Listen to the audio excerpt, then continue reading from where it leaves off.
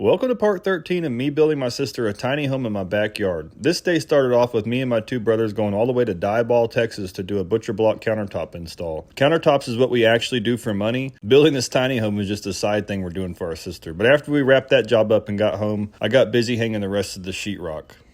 There was only a few pieces left, so it didn't take very long. Once I got the sheetrock wrapped up, I debated what I should do next and decided the best move was to stop and clean up this disaster of a job site. It was starting to get out of control, and that's one of my pet peeves is a dirty job site. So I spent the next couple hours cleaning up the yard and breaking all the sheetrock down into little pieces so it'd lay flat in my trash can. My trash service has a mechanical arm, so no, I'm not being a jerk and letting the guys that have to put it in there by hand deal with it. I debated even including this cleanup process in the video, but I figured I would because, to be honest, this is one of the most overlooked and underrated jobs on a job site, is a guy that goes around and actually cleans up the job site as you go. I can't tell you how many times I go to install countertops and the job site is poorly managed and it's an absolute disaster. It gives you anxiety just being there. Another pro tip, go buy a cheap mop from Dollar General and do not use your wife's mop from inside. That's a sure way to get your butt chewed on later on when she discovers what you've done. Raise your hand if the smell of Fabulosa brings back memories of your childhood. I fired up my trusty turtle box and laid down some plastic because my next step is to do tape and float, and I'm not very good at tape and float, so I'm sure to make a huge mess, and a little plastic goes a long way.